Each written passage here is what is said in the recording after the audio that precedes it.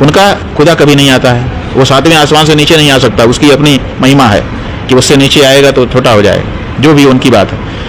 उसका दूत आता है, तो दूत थे मोहम्मद पैगंबर, अब तो कोई दूत भी नहीं आएगा, और वो भी आकर के संदेश दे करके चले गए। अब आता है एक जिब्राइल नाम का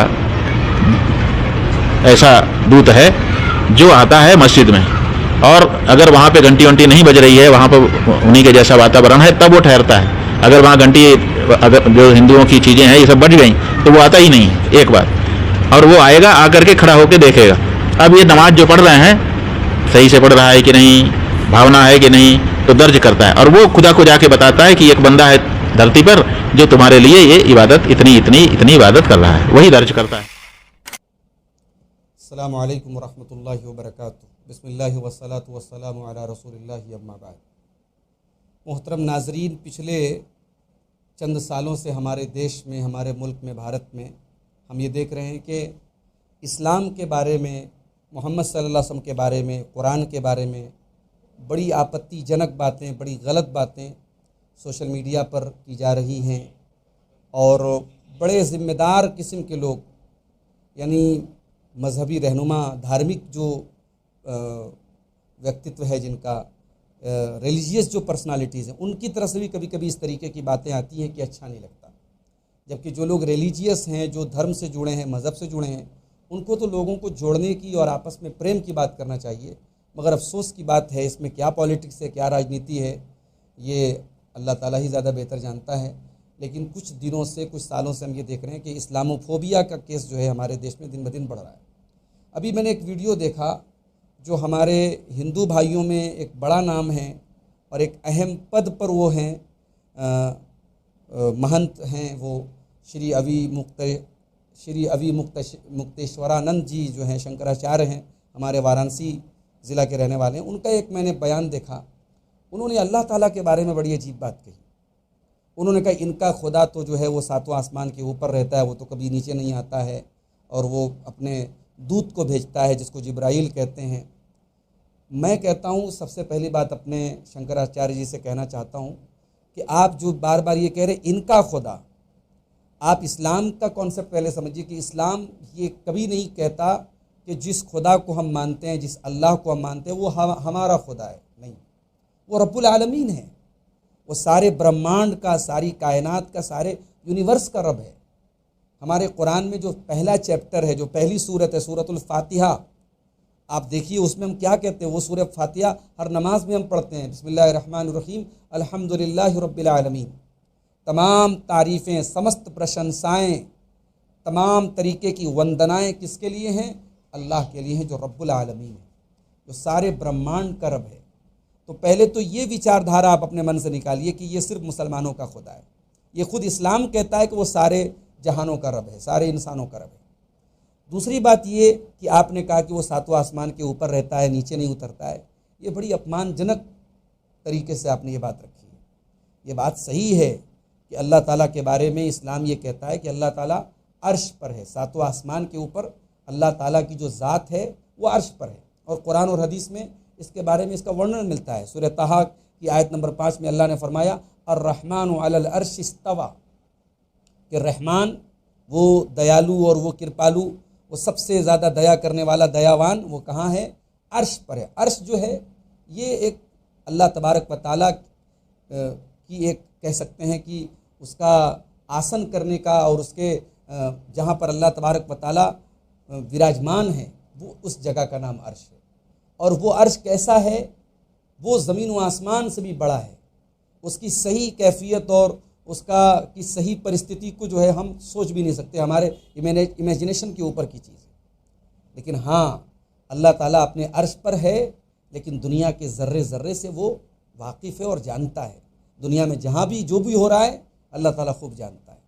ख़ुद कुरान में अल्लाह ताला कहता है, सूरह लुक़मान में, हज़रत लुक़मान अल्लाह के एक नेक बंदे हैं, वो अपने बच्चे को समझाते हुए कहते हैं, या बुनय्या इन्नहा इन तकु मिस्क़ाल हब्बतिन मिन खरदलिन फ़तकुन फ़ी सख़रतिन औ फ़िस समावाति औ फ़िल अर्दि याति बिहल्लाह, कि ऐ मेरे बच्चे, अगर एक राई के दाने के बराबर भी कोई चीज़ होगी, आसमानों पर कहीं होगी, ज़मीन पर कहीं होगी, अल्लाह ताला उसको सामने ले आएगा।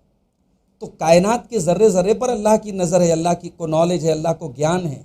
इसलिए ये कहना कि अल्लाह वहीं रहता है, नीचे नहीं आता, ये एक अपमानजनक बात है। अल्लाह ताला अर्श पर रहते हुए भी सारी कायनात अपने सारे बंदों के सुख दुख से वाकिफ़ है वो। और ये भी याद रखिए कि अल्लाह ताला के जो एट्रीब्यूट्स हमारे इस्लाम में बताए गए हैं, उसके बारे में जो बताया गया है, तो साथ में ये भी कहा गया सूरह अनाम के अंदर अल्लाह ताला ने फरमाया ला तुद्रिकुहुल अबसार, अल्लाह ताला को निगाहें जो हैं, लोगों की जो आँखें हैं वो अल्लाह ताला को नहीं पकड़ सकती हैं। दुनिया की आँखें अल्लाह ताला को नहीं पकड़ सकती हैं, और वहु युद्रिकुल अबसार, और वो सबकी आँखों को पकड़ता है, वो सबको देखता है। इसका मतलब ये हुआ कि हम दुनियावी स्टैंडर्ड पर अल्लाह ताला को न सोचें, अल्लाह ताला के लिए हम दुनियावी एग्जाम्पल न दें, दुनिया के उदाहरण न दें। इसीलिए अल्लाह सूरह नहल की आयत नंबर 74 में कहता है फ़ला तज़रिबू लिल्लाहिल अमसाल, कि अल्लाह ताला के लिए तुम मिसालें बयान न करो, अल्लाह ताला तुम्हारी मिसालों से ऊपर है, वो सर्वोपरि है। तो मैं शंकराचार्य जी से कहना चाहता हूँ कि आप हिंदू धर्म के एक बड़े महान पद पर हैं और आपका अपना एक व्यक्तित्व है, आप इस तरीके की गैर जिम्मेदाराना बातें ना बोलें। आप हमारे धर्म में, हमारे देश में जो है वो एक संविधान है, हमारा देश संविधान से चलता है, हमारा देश एक सेकुलर देश है, सर्वधर्म समभाव की विचारधारा से हमारा देश चलता है। हम आपके धर्म की इज़्ज़त करें, आप इस्लाम की इज़्ज़त करें, और इस्लाम के बारे में इस तरीके की बातें, अपमानजनक बातें आप ना करें। और उसमें उन्होंने कहा कि एक बात ये कही कि अल्लाह ताला का जो है दूत आता है दुनिया में, और दूत का नाम जिब्राइल उन्होंने बताया। तो देखिए अल्लाह ताला के फरिश्ते हैं, उनको हमारे यहाँ फरिश्ता कहा गया, अरबी में उसको मलाइका कहा जाता है। तो मलाइका या फरिश्ते, या हिंदी में आप उसे दूत कह लें, इंग्लिश में एंजल्स बोल लें, ये भी अल्लाह ताला का एक क्रिएशन है, उसकी मखलूक है। और हदीस में अल्लाह के पैगंबर सल्लल्लाहु अलैहि वसल्लम फरमाया कि ये जो फरिश्ते हैं ये नूर से पैदा किए गए, लाइट से, रोशनी से पैदा किए गए। जैसे इंसानों के साथ जिन भी एक क्रिएशन है दुनिया में जो आग से पैदा किए गए, तो फरिश्तों के जो हेड हैं उनका नाम जिब्रील है। तो जिब्रील ही वो फरिश्ते हैं, वो दूत हैं अल्लाह ताला के, जो अल्लाह के आखिरी रसूल सल्लल्लाहु अलैहि वसल्लम के पास कुरान की आयतों को लेके आते थे। और अल्लाह ताला ने इस दुनिया का ऐसा सिस्टम बनाया है कि दुनिया के बहुत सारे काम अल्लाह ताला फरिश्तों के ज़रिए करवाता है। वो इसलिए नहीं कि अल्लाह ताला नऊज़ुबिल्लाह वो खुद नहीं कर सकता, अल्लाह ताला नऊज़ुबिल्लाह आजिज़ है, या अल्लाह ताला वो काम करने में असमर्थ है, ऐसा नहीं है।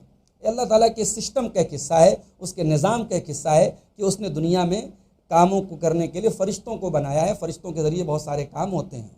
तो फ़रिश्तों के ज़रिए अल्लाह ताला ने दुनिया में अपने रसूलों और अपने पैगम्बरों, अपने संदेशताओं को अल्लाह ताला ने जो उनको पैगाम देना था, जो संदेश देना था, उनके ज़रिए दिया। और आपने एक बात ये की कि हमारे मंदिरों में जो घंटा बजता है तो वो दूत तो भाग जाता है उसको देख करके, ऐसी बात नहीं है। कुछ फरिश्ते ऐसे होते हैं जो हर इंसान के साथ होते, चाहे वो हिंदू हो चाहे मुस्लिम हो, जो नेकी और गुनाह लिखने वाले फरिश्ते होते हैं, जिनको कुरान में किरामन कातिबीन कहा गया, वो सबके साथ रहते हैं। कुछ फरिश्तों को हमारे यहाँ रहमत के फरिश्ते कहा गया, तो वो उस जगह नहीं जाते जहाँ कोई गलत काम हो रहा हो। जैसे हदीस में आता है कि जिस घर में तस्वीर हो या कुत्ता हो वहाँ रहमत के फरिश्ते नहीं आते। तो घंटियों की आवाज़ सुन करके, यानी ये शंकराचार्य जी ने ये बताने की कोशिश की कि उनको डर लग रहा है, ऐसी बात नहीं है। कोई भी ऐसी चीज़ दुनिया में होती है जो मुनासिब ना हो, जो सही ना हो अल्लाह की नज़र में, इस्लाम की नज़र में, शरीयत की नज़र में, तो फरिश्ते उसको लाइक नहीं करते। फरिश्तों को अल्लाह ताला ने एक सेंस दिया है, वो जैसे मिसाल के तौर पे गंदी जगहों पे नहीं जाते, शराब की जगहों पे नहीं जाते। इसी तरीके से मस्जिद के अंदर जहाँ नमाज हो रही है वहाँ फरिश्ते पहुँचते हैं। और आपने एक बात ये कही कि शैतान वहाँ पे होता है जो लोगों को भटकाता है। जी, ये बात आपने सही की कि नमाज में एक शैतान होता है जो लोगों को भटकाता है। और हमारे पैगंबर साहब ने बताया कि औज़ुबिल्लाह मिनश शैतानिर रजीम पढ़ो तो वो शैतान भाग जाता है।